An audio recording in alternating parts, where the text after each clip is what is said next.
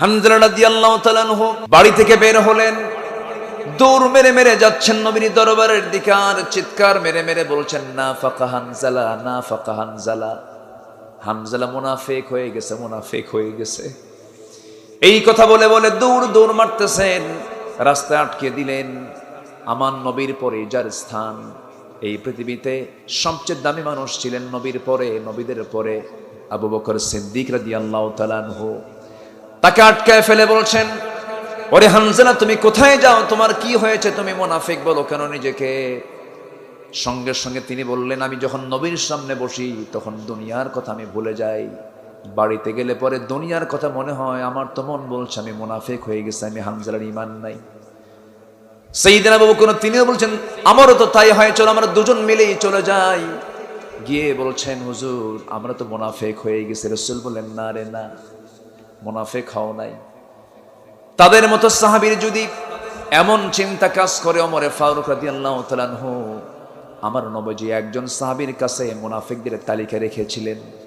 সেই মুনাফিকের তালিকা যে সাহাবীর কাছে ছিল, হুযায়ফা রাদিয়াল্লাহু তাআলা আনহুর কাছে গিয়ে মাঝে মাঝে ওমর ফারুক কেঁদে কেঁদে বলতেন হুযায়ফা দেখো তো, ওই মুনাফিকের নামের তালিকায় আমি ওমর, আমার নামটা আছে নাকি?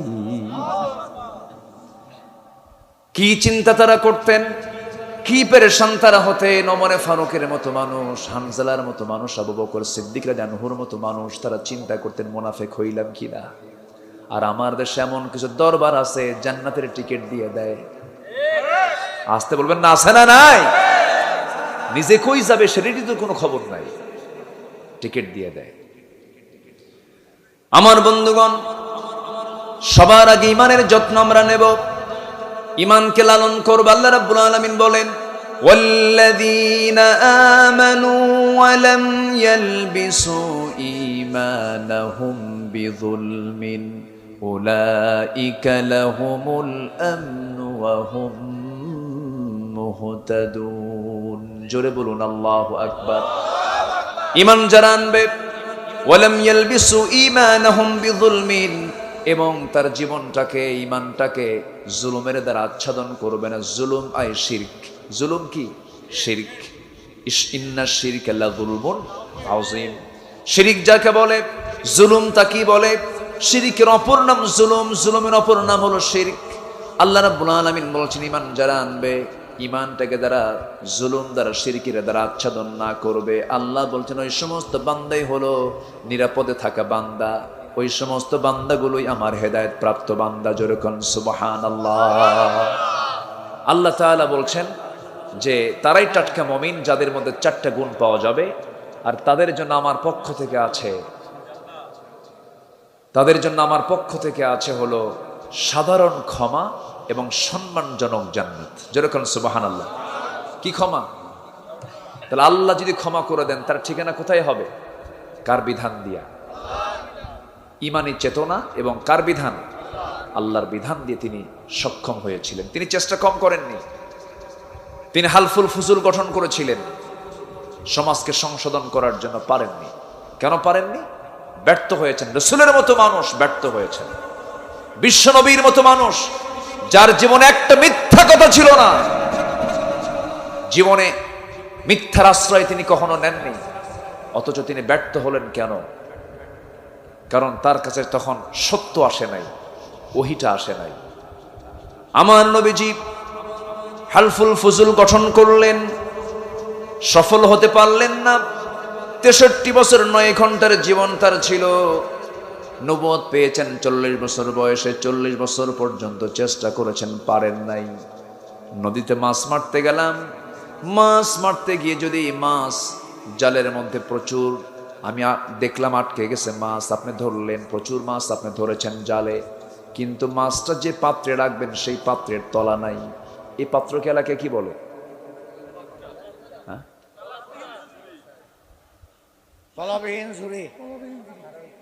খালই না? খারই, খারই, খারই। আচ্ছা, খারই বলে। খারই আছে, কিন্তু খারই কি নাই? তলা নাই। মাছ কি থাকবে? থাকবে না। আপনাদের বরিশালের ভাষা খুব মিষ্টি ভাষা, মনো, এটা টান মারে না? টান দিলি বোঝা যায় যেটা এটা বরিশাল। ধান নদী খাল এই তিনে বরিশাল।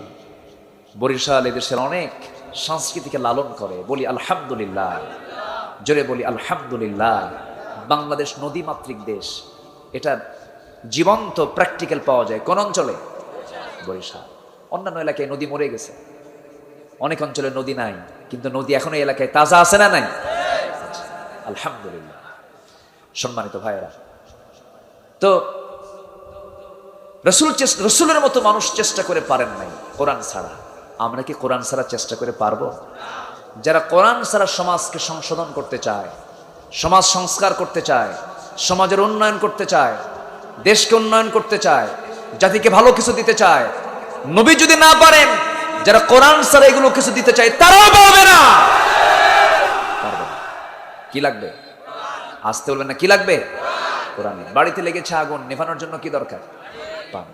বাড়িওয়ালা হাউমাউ করে কান্দার চিৎকার করে বলে, কার কাছে কি আছে আমারে তা নিয়ে বাঁচাও। এরকম করে চিৎকার করতেছে। পাশে দিয়ে এক বেচারি ভ্যানে করে নিয়ে যাচ্ছে ড্রাম ভর্তি ডিজেল। যখন শুনছে যার কাছে যা কিছু আছে তা নিয়ে আমারে বাঁচাও, ড্রাম ভর্তি ডিজেল দিছে, বিসমিল্লাহ বলে ঢেলে। আগুন কি কমবে না বাড়বে? বাড়বে। আগুন নিভানোর উপাদান তো পেট্রোল, ডিজেল, অকটেন নয়। আরেকজন যাচ্ছে লাকড়ি করে নিয়ে ভ্যান ভর্তি, বিসমিল্লাহ বলে দিছে, ঢের। আগুন তো দ্বিগুণ দ্বিগুণ জ্বলবে। আগুন নিভানোর জন্য যেমন পেট্রোল, ডিজেল, অকটেন যেমন উপযুক্ত নয়, তা দ্বিগুণ দ্বিগুণ বাড়িয়ে দেবে। ঠিক তেমনি সমাজের যে আগুন দুনিয়া জুড়ে দাও দাও করে জ্বলছে, এটার জন্য দুনিয়ার কোন আইন দিয়ে কখনোই আগুন নিভবে না। একমাত্র আগুন নিভবে আমার আল্লাহ তাআলার বিধান দিয়া। আমার বন্ধুগণ, একটু কান লাগাবেন, মনোযোগ দিয়ে শুনবো আমরা কথাগুলো। এই দুনিয়াতে আল্লাহ রাব্বুল আলামিন আমাকে পাঠিয়েছেন। আমার যতদিন হায়াত আছে এর চাইতে আমি এক চুল পরিমাণ বেশি বাঁচবো না, এবং এর চেয়ে আগেও মারা যাব না। লা ইস্তাখিরুনা সাআতান ওয়া লা ইস্তাকদিমুন। নির্দিষ্ট টাইমে জন্ম, নির্দিষ্ট টাইম আমার মরণ হয়ে যাবে। হয়তো বলে ফেলি, লোকটা ওই জায়গায় গেলে তো অ্যাক্সিডেন্টটা হতো না, এই কাজটা করলে তো এই মৃত্যুটা তার হতো না। এটা আমাদের মুখের কথা, কিন্তু ফয়সালা রেখেছেন তিনি আমার কে? আমার বন্ধুগণ, কিন্তু আল্লাহর সামনে আমি কি নিয়ে যাচ্ছি এটাই তো আমার সবচেয়ে বড় বিষয়। আল্লাহ রাব্বুল আলামিন বান্দাকে একাধিক জায়গায় এই ব্যাপারে সতর্ক করেছেন। Preparation of আখিরা। আল্লাহ রাব্বুল আলামিন এক জায়গায় বলছেন, সূরা হাশরে বলছেন, কি কোন সূরা? হাশর। হাশর কি দুনিয়া হবে না আখিরাতে? আল্লাহ রাব্বুল আলামিন বলেন, ওয়াল তানজুর নাফসুম মা কদ্দামাত লিগাদিন ওয়াত্তাকুল্লাহ ইন্নাল্লাহা খাবীরুম বিমা তা'মালুন। ও বান্দা, তুমি আগামী দিনের জন্য কি পাঠাচ্ছ সেই দিকে আগে খেয়াল করো। তোমরা যা করো আল্লাহ কিন্তু সব খবরগুলো জানেন। বান্দা, তুমি কি জানো আমি তোমাকে হাসরের ময়দানে কিন্তু অন্ধ করে তুলবো, আমি কানা করে তুলবো। অন্ধ লোক কি রাস্তা খুঁজে পায় নাকি?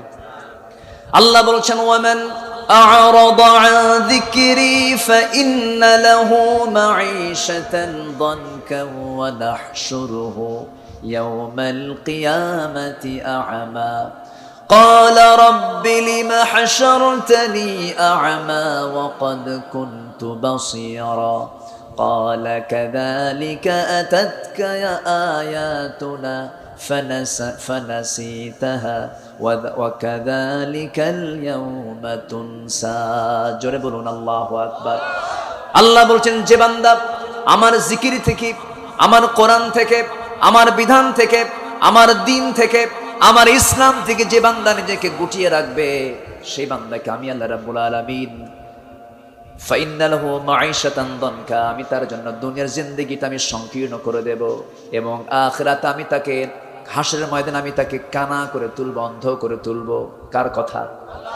দুনিয়ার জিন্দেগি আমি তার জন্য সংকীর্ণ করে দেওয়া মানে দুনিয়ার জিন্দেগিতে সে শান্তি পাবে না।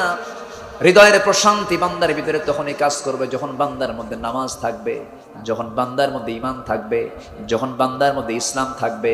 ইসলাম ছাড়া, ঈমান ছাড়া, জিকির ছাড়া বান্দার ভিতরে কখনো শান্তি আসতে পারে?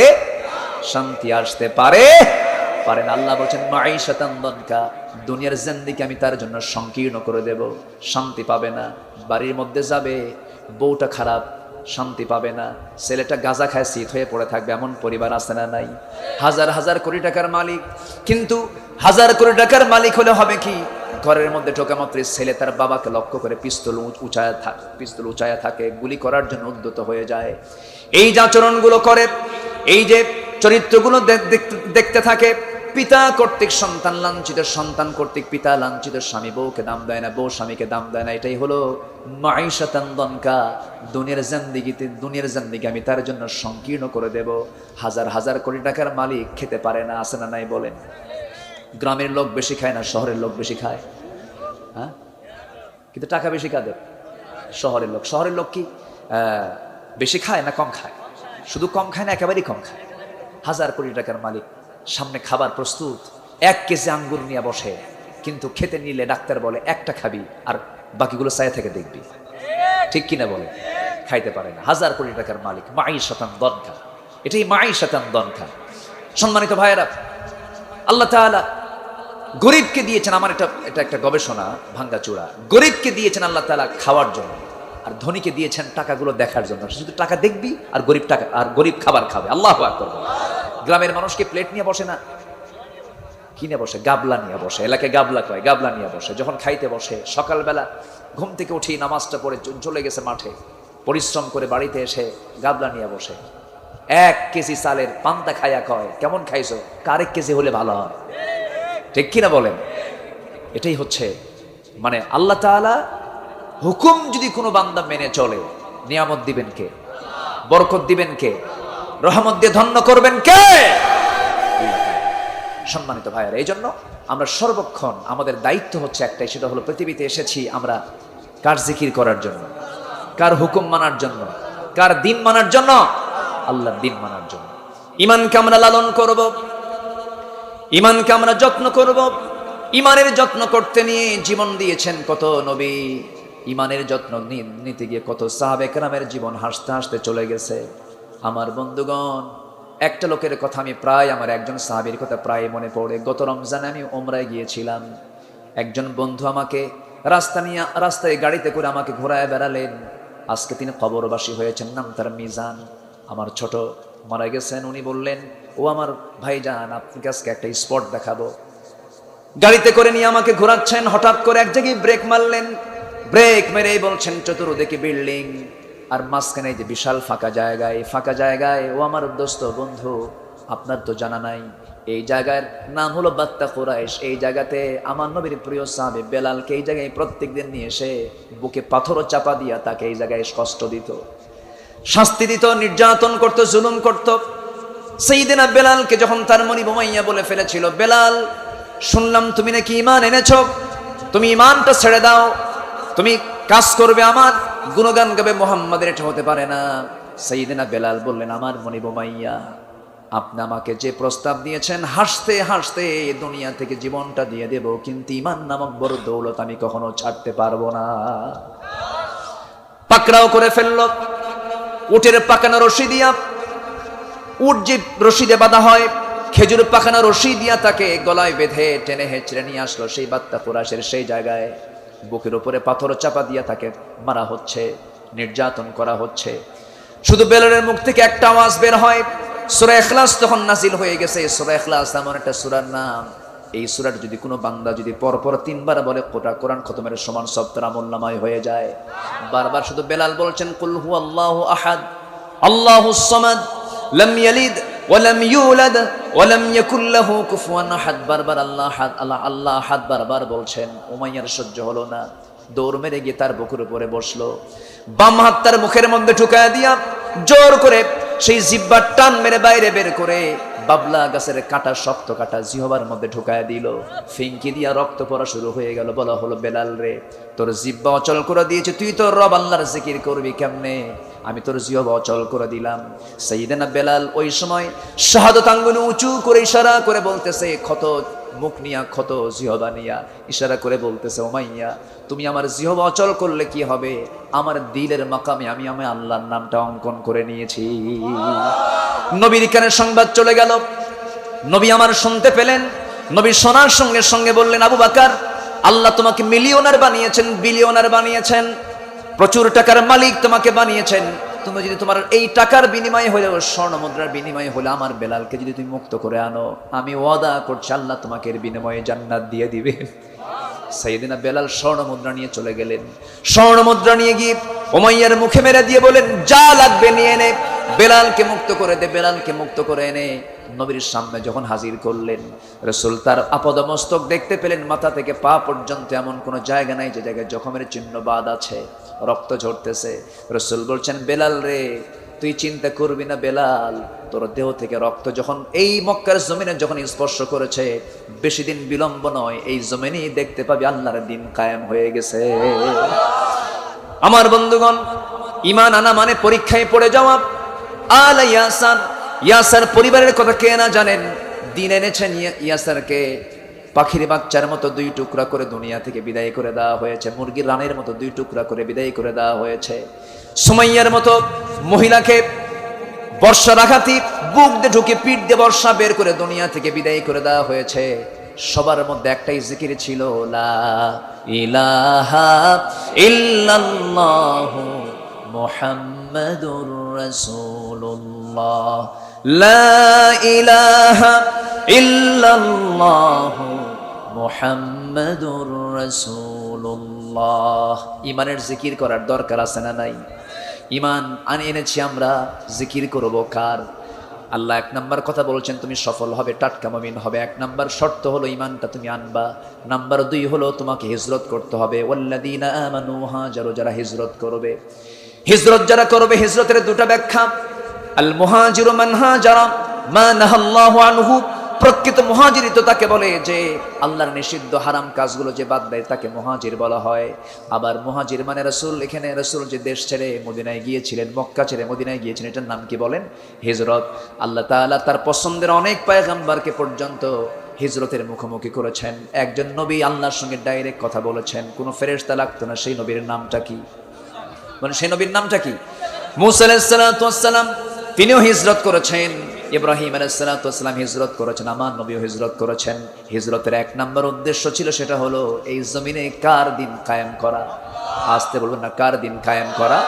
শারা'a লাকুম মিনাদ-দীনি মা ওয়াসসা বিহি নূহান ওয়াল্লাযী আওহাইনা ইলা ইব্রাহিম ওয়া মূসা ওয়া ঈসা আন আকিমুদ-দীন ওয়া লা তাতাফাররাকু ফীহি। জোরে বলুন আল্লাহু আকবার। সব নবী কিয়ামতের দিনের কাজ করেছেন। মূসা আলাইহিস সালাতু ওয়াস সালামের হিজরত করতে হয়েছে। এই নবীকে আল্লাহ তাআলা একটু বেশি রাগ দিয়েছিলেন, খুব রাগী মানুষ ছিলেন। যারা রাগী মানুষ হয় তারা ভালো মানুষ হয়, যারা রাগেও না, হাসেও না, কান্দেও না, তাদেরকে শয়তানের বুঝতেও কষ্ট হয়। মেজাজে মানুষ ছিলেন আল্লাহর পয়গম্বর মূসা আলাইহিস সালাতু ওয়াস সালাম, খুব মেজাজ ছিল তার, কিন্তু মেজাজটা ছিল তার ইসলামের পক্ষে, হকের পক্ষে। খুব রাগী মানুষ ছিলেন, একটু রাগ হলেই হাতটা আগায় দিতেন। এক বেচারি ফেরাউন গোত্রের মানুষ এসে তার সামনে তর্ক বিতর্ক করে। মূসা আলাইহিস সালাতু ওয়াস সালাম বললেন, তুমি ভুল করছো না, ভুল করছো না, ভুল করছো না। শেষ পর্যন্ত যখন সে বারবার বাকামি করছে, হাতটা আগায় দিয়ে মারছেন থাপ্পড় শাসন করার জন্য, মারছেন থাপ্পড় শাসন করার জন্য, কিন্তু মারাও সারা, মরে যাওয়াও সারা। আল্লাহকে বলে, আল্লাহর দোষ তো আমার না, ওকে শাসন করার জন্য মারছি, মরে গেছে, তুমি আসামি। কারে কয়? আল্লাহ রেখে। আমি তো মারার নিয়তে মারি না, আমি তো ওকে শাসন করার জন্য মারছি। আল্লাহ বলেন, কথা কইয়া লাভ নাই, তোমার এখন দেশ ছাড়তে হবে। দেশ ছাড়লেন, যেদিকে চোখ চলে যায় সেদিকে চলে গেলেন। ওয়াল্লাযীনা আমানু ওয়া হাজারু, হিজরত করে চলে গেলেন।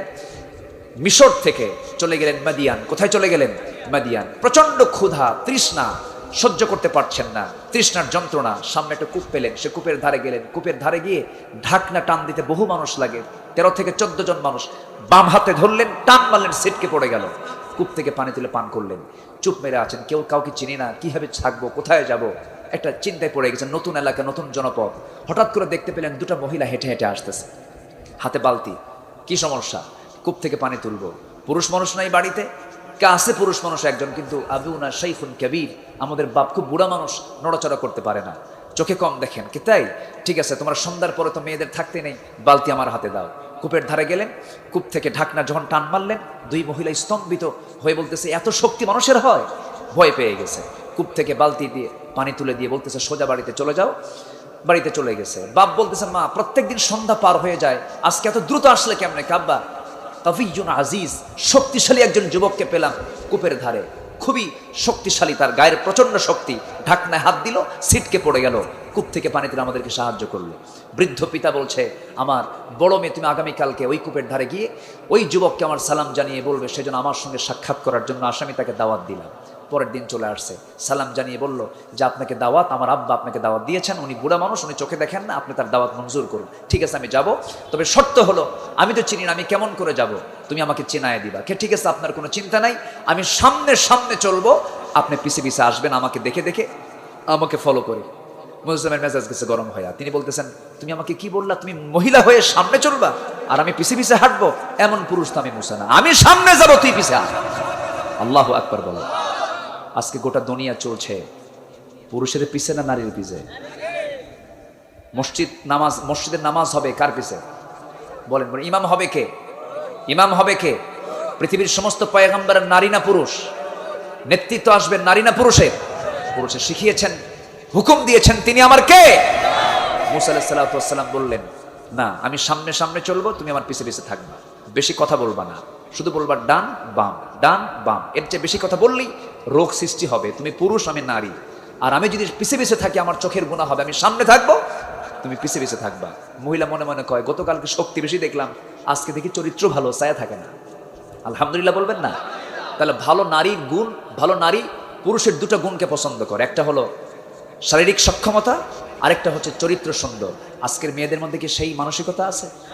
সেই মানসিকতা আছে? আজকের মেয়েরা পছন্দ করে দাড়িওয়ালা না দাড়ি ছাড়া? হ্যাঁ, মাথার চুলের ফ্যাশন দেখে কেমন, দুই দিকে চুল নাই, পিছনেও চুল নাই, মাঝখানে দক্ষিণ তালপট্টির দ্বীপ কাউয়া কাটিং আছে না নাই? এ হলো মাথার চুল। প্যান্ট একখান পরে দুই হাঁটু ফাটা, আছে না নাই? দুই হাঁটু ফাটা। মেয়ে তার বাপকে বলে, আব্বা ওই ফাটা প্যান্টই ভালো লাগে আমার। কি প্যান্ট ভালো লাগে? ফাটা প্যান্টই ভালো লাগে। এগুলো নিয়ে নামাজ পড়লে কি নামাজ হয়? যুবকরা, এগুলো তোমার পোশাক হবে না, তোমার পোশাক হতে হবে মুহাম্মদ সাল্লাল্লাহু আলাইহি ওয়াসাল্লাম। তোমার মাথার চুল থেকে শুরু করে নিয়ে পার গোড়ালি পর্যন্ত সব হতে হবে কার সুন্নাহ? কার সুন্নাহ? নবীর সুন্নাহ। অনেকদিন আগে মসজিদে নামাজ পড়তে গেছি, এক যুবক দেখি নামাজে শুরু করবে নামাজ, মসজিদে ঢুকিয়ে তো 2 রাকাত নামাজ পড়তে হয়, তো দেখি ওর নামাজ, ও এমন প্যান্ট পরছে, এরকম সাইজের প্যান্ট পরছে, এমন, এখন তো প্যান্ট নাভির উপরে পড়ে না নাভির নিচে পড়ে, নাভির এত নিচে সীমান্ত বর্ডার, যে কোনো মুহূর্তে অঘটন করতে পারে। তো দেখি যে সে রুকুতে গেল, রুকুর ঠেলায় দেখি শার্ট উপরে প্যান্ট নিচে, মাঝখানে নাই। ভাবলাম এই তো রুকু, সেজদায় যে কি হয় আল্লাহ জানে। সেজদায় যখন গেছে তখন দেখি প্যান্ট খুলে আন্ডার প্যান্ট বেরোইছে। বলেন, যে পোশাকে নামাজ হয় না সে পোশাক কি বৈধ হতে পারে? মেয়ের বাপ বলে, মা বিয়ে দেব, ছেলের মুখে দাড়ি আছে। মেয়ে কয়, আব্বা ও তো চাচা হয়ে গেছে। কি হয়ে গেছে? চাচা হয়ে গেছে। আমার মা যারা শুনছেন কথাগুলো একটু মেনে চলার চেষ্টা করবেন, ইসলাম মেনে চলার চেষ্টা করবেন। মুসা আলাইহিস সালাতু ওয়াস সালাম সামনে সামনে চললেন, মহিলা পিছে পিছে আসে। বাড়িতে পৌঁছে গেলেন, বুড়া লোকের সঙ্গে দেখা হলো, সালাম বিনিময় হলো, জড়িয়ে ধরলেন। জড়িয়ে ধরে সালাম বিনিময় হওয়ার সঙ্গে সঙ্গেই মুসা আলাইহিস সালাতু ওয়াস সালাম বলে ফেললেন, আমি অত্যন্ত ধন্য, একজনের সঙ্গে আমার পরিচয় হয়ে গেল, আমি কাউকে চিনি না। এবার বৃদ্ধ লোকটা বলতেছে, যুবক তুমি আমার সঙ্গে আমার কোনোদিন কথাও হয় নাই, দেখাও হয় নাই, কিন্তু আমি তোমাকে চিনি, তোমার নাম মুসা। থরথর করে উনি কাঁপতেছেন, ভাবতেছেন এটা বুঝে ফেরাউনের লোক কিনা, চিন্তায় পড়ে গেছেন। হিজরত করে আসছেন তো তিনি, সঙ্গে সঙ্গে বলছেন, ও মুসা কি চিন্তা করো, আরো কিছু জানি কি, থাপ্পড় মারছো, মানুষ মরে গেছে, এরপরে আসছো। আরো চিন্তায় পড়ে গেলেন। এবার বলছেন, শোনো মুসা, কোনো চিন্তার কারণ নাই, তুমি যে বৃদ্ধ লোকটার সামনে দাঁড়িয়ে দাঁড়িয়ে কথা বলতেছো, সাধারণ কোনো বুড়ার কাতারের বুড়া আমি নই, আমি হলাম সেই বুড়া মানুষ যাকে আল্লাহ রাব্বুল আলামিন ওয়াইলা মাদিয়ানা খাহুম শুআইবা, এই মাদিয়ানবাসীর জন্য যাকে পয়গম্বর করে পাঠানো হয়েছে, আমি হলাম সেই পয়গম্বর শুআইব আলাইহিস সালাতু ওয়াস সালাম। মুসা আলাইহিস সালাম সেই সময় আল্লাহর নবী হন নাই, নবুয়ত পান নাই, তিনি অত্যন্ত আনন্দিত হলেন, জড়িয়ে ধরে বলছেন, আমার জীবন ধন্য হলো, নবীর সঙ্গে পরিচয় হয়ে গেল, আমি এখানেই থেকে যাব। এবার সুন্দর করে সব আলাইহিস সালাতু ওয়াস সালাম বলছেন, শোনো, তুমি গতকালকে আমার মেয়ে দুটাকে দেখেছো, আজকে আমার মেয়েকে দেখেছো, এই দুইটা মেয়ের যে কোনো একটা মেয়েকে আমি তোমার সঙ্গে বিয়ে দেব, তুমি কি বিয়ে করতে রাজি আছো নাকি? উনি বিনা চিন্তায় বলে ফেলেন, হ্যাঁ আমি রাজি আছি, প্রস্তুত আছি। কিন্তু সব আলাইহিস সালাতু ওয়াস সালাম বললেন, বিয়ে তো দেবো আমি তোমারে, তবে শর্ত হলো এখন দেওয়া যাবে না, কারণ তোমার রেকর্ড ভালো না, থাপ্পড় মারলেই মানুষ মরে, বুঝেন না? অতএব তোমাকে একটু ধৈর্যের কিছু শিক্ষা নিতে হবে। কি? আমার বাড়িতে কিছু ছাগল আছে, এই ছাগলগুলোকে তোমার 8 বছর পালতে হবে, এটা অনার্স কোর্স, আর 10 বছর হলে পরে মাস্টার্স কোর্স ভালো হয়। 10 বছর পর্যন্ত ছাগল পালনের দায়িত্ব তাকে দেওয়া হলো। যে লোকটার রাগ বেশি সে লোকটার জন্য ছাগল পালা খুবই সস্তা। এই পৃথিবীতে যত প্রাণী আছে এর মধ্যে সবচেয়ে শান্ত স্বভাবের প্রাণী হলো ছাগল। একবার যদি ব্রেক মারে সামনে দুই চাকা বসায় দেয়, যাওয়ার কোনো কায়দা আছে? এই ছাগল পালার দায়িত্ব দেওয়া হলো রাগী মুসা আলাইহিস সালাতু ওয়াস সালামকে, রাগ কমানোর জন্য, কারণ আল্লাহ তাআলা তাকে নবুয়ত দিবেন। আল্লাহু আকবার বলেন। তাহলে হিজরতের দরকার আছে না নাই? হিজরতের দরকার আছে না নাই? কয়টা কাজ বলেন তো? চারটা কাজ। ক্ষমা করে দিবেন কে? জান্নাত দিবেন কে? এক নাম্বার কি? জোরে বলেন, এক নাম্বার কি বলেন? নাম্বার দুই কি? হিজরত। নাম্বার দুই কি বলেন? স্যাক্রিফাইস, হারামকে বর্জন করা, প্রয়োজনে দ্বীনের জন্য বাড়ি ছাড়া বিছানা ছেড়ে দেওয়া, ঠিক কিনা? এরপরে নাম্বার তিন হলো ওয়াজাহাদু ফি সাবিলিল্লাহ, কার পথে জিহাদ করা? আস্তের কার পথে জিহাদ করা? আমার নবীজির মদিনার 10টা বছর দিনের বেলা কেটেছে ঘোড়ার পিঠে, আর রাতের বেলা কেটেছে জায়নামাজে। মুহাম্মদ সাল্লাল্লাহু, বদর পাড়ি দিয়েছেন মুহাম্মদ সাল্লাল্লাহু, উহুদ পাড়ি দিয়েছেন মুহাম্মদ সাল্লাল্লাহু, খন্দক পাড়ি দিয়েছেন মুহাম্মদ সাল্লাল্লাহু আলাইহি ওয়াসাল্লাম। সেই নবীর প্রতি মুহাব্বতের দরকার আছে না নাই? আমার সব হলো, সব পেলাম, নবীর প্রতি মুহাব্বত নাই, কাম হবে? কাম হবে না। সাহাবে কেরামের দাম এই পৃথিবীতে নবীর পরে সবচেয়ে কম না সবচেয়ে বেশি? কেন জানেন? মুসলমানদের বিজয় হয়েছে, সাহাবাদের বিজয় হয়েছে কেন জানেন? যতগুলো কারণ আছে এর মধ্যে সবচেয়ে বেশি হচ্ছে হুব্বুন নবী, হুব্বুর রাসূল। সাহাবে কেরাম একমাত্র সাহাবীরা পৃথিবীতে সবচেয়ে রাসূলকে বেশি মুহাব্বত করেছেন। আল্লাহু আকবার। মুহাব্বত করেছেন, আনুগত্য করেছেন, মুহাব্বত করেছেন। খন্দকের একটা প্রেক্ষাপট আমার মনে পড়লো। জিহাদ তো, খন্দকের যুদ্ধ কি জিহাদ না? জিহাদ। খন্দকের যুদ্ধে আমার রাসূল একমাত্র এই যুদ্ধের ময়দানে সবচেয়ে খাবারের কষ্ট বেশি পেয়েছিলেন, কারণ মদিনায় হিজরত করেই বদর, এক বছরে যেতে না যেতেই উহুদ, তারপর পরে আবার খন্দক। যুদ্ধ বিধ্বস্ত দেশে অর্থনীতি কি মজবুত থাকে না দুর্বল হয়? খাদ্যের সংকট হয়, বিভিন্ন সংকট হয়। আমার নবীজি এই সংকটের একটা বিশাল মুখোমুখি হয়ে গেলেন, এমনকি নিজ পর্যন্ত তিনি তার পেটে খাবার তুলতে পারলেন না। খন্দকের ময়দানে আমার নবীজির না খাওয়া, সাহাবে কেরামও না খাওয়া, কোদাল মারতে মারতে আমার নবীজির গোটা দেহ ধুলাই মলিন হয়ে গেছে। 3 মাইল লম্বা খন্দকের পরিখা খনন করেছেন আমার রাসূল। 4টা দিন পর্যন্ত না খাওয়া ছিলেন। তায়েফে গিয়ে 3টা রাত না খাওয়া ছিলেন। খন্দকে গিয়ে তিনি 4টা রাত না খাওয়া ছিলেন। 4 দিন 4 রাত টোটাল। নবীজির এই ক্ষুধার যন্ত্রণা কেউ টের পায় নাই, কোনো সাহাবী তেমন টের পায় নাই। তবে একজন সাহাবী রাসূলকে দেখা মাত্রই লক্ষ্য করতে পারলেন নবীজি খাদ্যে কষ্ট ভুগছেন। কাছাকাছি গিয়ে দেখেন পেটটা একটু উঁচা হয়ে আছে। ভালো করে লক্ষ্য করে দেখেন আমার নবীজি ক্ষুধার যন্ত্রণায় পেটে পাথর বেঁধেছেন। নবীজি পেটে পাথর বেঁধেছেন, কিন্তু কোন সাহাবী দেখে নাই। একজন সাহাবী দেখি তিনি হাউমাউ করে কেঁদে উঠে বলছেন, হুজুর আপনি প্রকাশ করেন নাই, কিন্তু আমি কিন্তু দেখে ফেলেছি আপনি পেটে পাথর বেঁধেছেন। সঙ্গে সঙ্গে রাসূল বলছেন, ও আমার সাহাবী যাবে, এই কথা তুমি কাউকে বলো না, সাহাবীরা কান্নায় ভেঙে পড়বে, কাউকে বলার দরকার নাই। রাসূল বলছেন, ও যাবে, তুমি কি করতে চাও বলো। তিনি কেঁদে কেঁদে বলছে, হুজুর আমি তো গরিব মানুষ, আমিও না খাওয়া আছি, কিন্তু আপনার এই কষ্ট সহ্য হচ্ছে না। আপনি যদি আমাকে অনুমতি দেন বাড়িতে ফিরে যাব। আমি ছোট্ট একটা ছাগল আছে, সেই ছাগলটা আমি জবাই করে আমি আপনাকে খাওয়াবো। আপনার প্রিয় খাবার হলো রুটি এবং ছাগলের গোশত, আমি আপনার জন্য ব্যবস্থা করব, যাও ব্যবস্থা করো। বাড়িতে আসলেন, গিন্নিকে বললেন, সালাম জানিয়ে বললেন, সুন্দর করে রান্না বান্না করো, আমার জীবনের শ্রেষ্ঠ দিন হবে আজকে। রান্না বান্না করা হলো। বউ তার স্বামীকে জানিয়ে দিচ্ছেন, আমার স্বামী শুনুন, রাসূলকে কানে কানে দাওয়াত দিবেন, কাউকে জোরে করে বলবেন না, কারণ সব সাহাবী আসলে পরে কারো খাওয়া হবে না। ছোট্ট ছাগলটা আমাদের, ঠিক আছে। কানে কানে গিয়ে বলছেন, হুজুর ছোট্ট ছাগলটা রান্না বান্না হয়ে গেছে, 5 থেকে 6 কেজি গোশত হবে, আপনি চলুন, সাথে 2-1 নিয়ে চলুন। আমার নবীজি কথাটা শোনা মাত্রই মুস্কি মুস্কি হাসি মেরে বলছে, যাবের বসো, আমি একটু দাঁড়াই। নবীজি আমার দাঁড়ায় গেলেন, 600 সাহাবীর সামনে দাঁড়িয়ে বলছেন, সাহাবীরা জাবের আমাকে দিয়েছে তার বাড়িতে দাওয়াত, আর আমি রাসূল তোমাদের সবাইকে দিলাম জাবেরের বাড়িতে দাওয়াত। আমার নবীজির দাওয়াতের এই আহ্বান শুনে জাবের রাদিয়াল্লাহু আনহুর মুখটা ছোট হয়ে গেছে। হুজুর কাম তো সারা, 6 কেজি ওজনের ছাগল, 600 কেজি, 600 সাহাবীকে কেমন করে খাওয়াবো? আমার তো পক্ষে সম্ভব না হুজুর।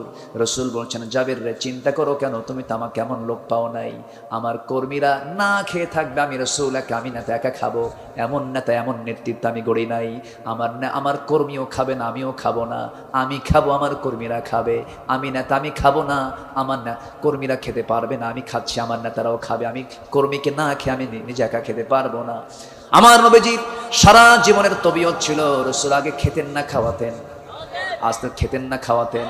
আজকের নেতাগুলো ম্যাক্সিমাম আগে খায় না খাওয়ায়। আমার কিন্তু কথা না, আপনারা বলবেন। মেহমানকে যে বরণ করতে পারে, মেহমানকে যে খাওয়াতে পারে, সেই বাড়ির হাড়ি কখনো খাদ্য শূন্য হবে না, কখনো খাদ্য শূন্য হবে না। মেহমানকে নিয়ে খেয়েছেন মুহাম্মদ সাল্লাল্লাহু আলাইহি ওয়াসাল্লাম। নবীজি প্রত্যেক রাত্রিতে কিছু মেহমান বন্টন করতেন। এক সাহাবীকে মেহমান বন্টন করবেন রাতের বেলা। সেই সাহাবীর বাড়িতে 3 মাস বাজার নাই। কয় মাস বাজার নাই? 3 মাস বাজার নাই। তো দুপুরবেলা স্বামী বের হচ্ছেন, স্বামীকে ডাক দিয়ে বলছেন, আমার স্বামী 3 মাস বাজার নাই, তো আপনার পকেট থেকে কিছু টাকা জমা করছিলাম, কয়েন, এই কয়েনগুলো নেন, একটু বাজার করে আনবেন, আজকে সন্তানদের নিয়ে একটু তৃপ্তি ভরে খাবো। তো স্বামীর পকেট থেকে কয়েন, স্বামীর পকেট থেকে বউ যদি না বলে টাকা নেয়, জায়েজ আছে? একজন কইছে আছে, আরেকজন কয় নাই। ভালো করে কন, আজকে একটা ফয়সালা দিয়ে যাই। আছে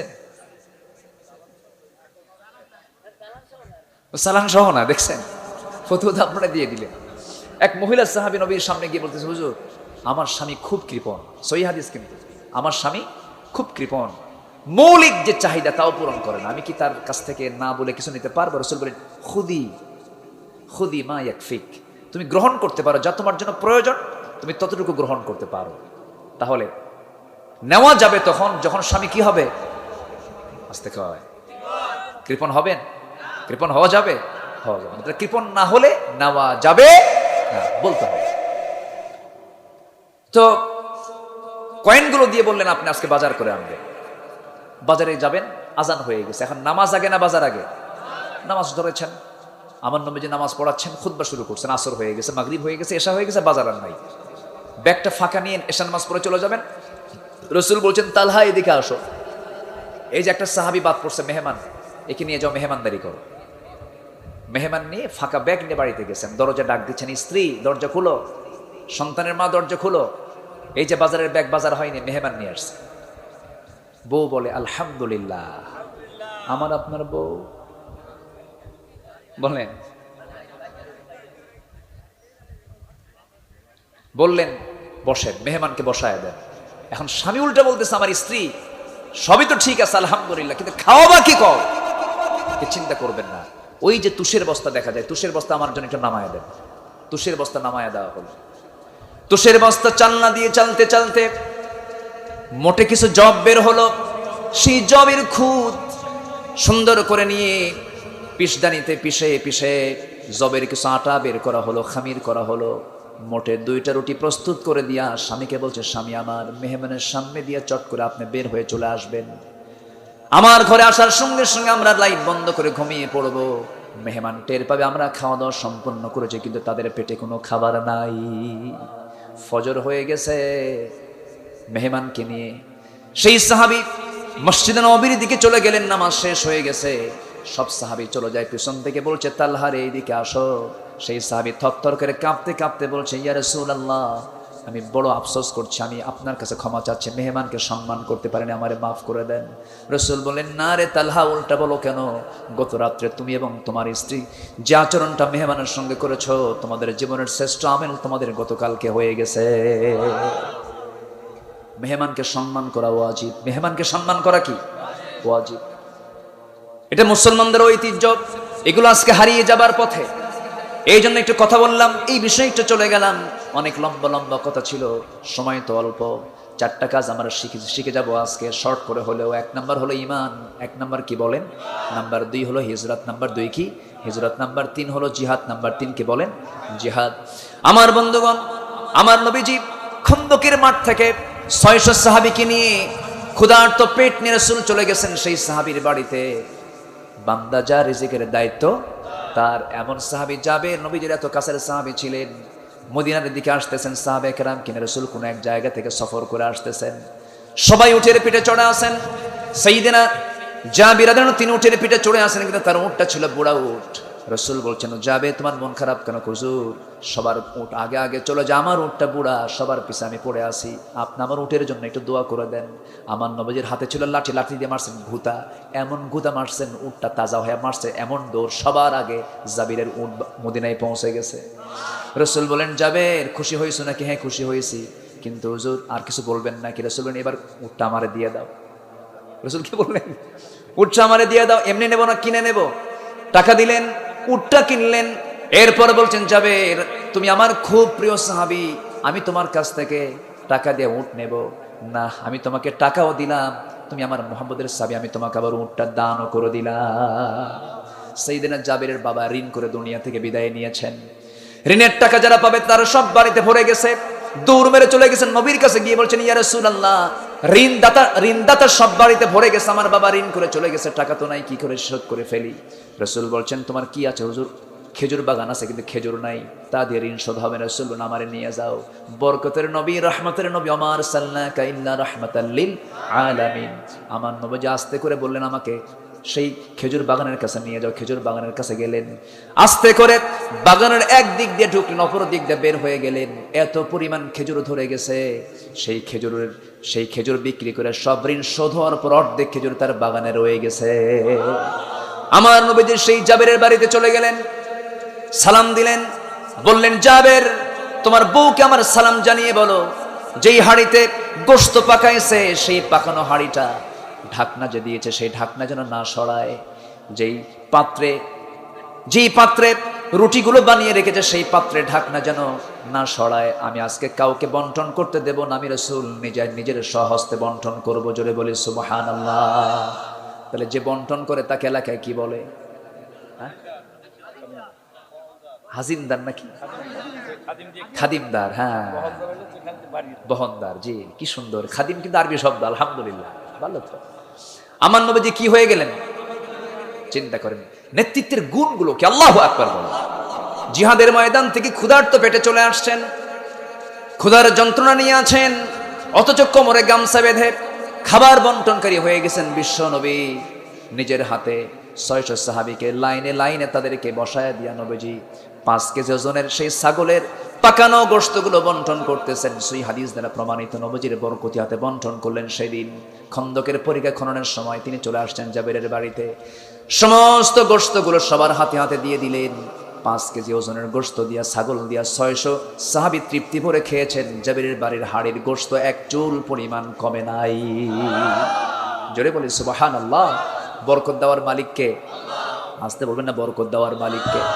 আমার বন্ধুগণ, নাম্বার 4 হলো ওয়াল্লাযীনা আওয়াউ ওয়া নাসারু, যারা আশ্রয় দিবে এবং সাহায্য করবে মুজাহিদদেরকে। আল্লাহ রাব্বুল আলামিন বলেন, এই 4টা কাজ যারা করবে, মুজাহিদদের আশ্রয় দেওয়া কিন্তু অনেক রিস্কের কাজ, ঠিক কিনা বলেন?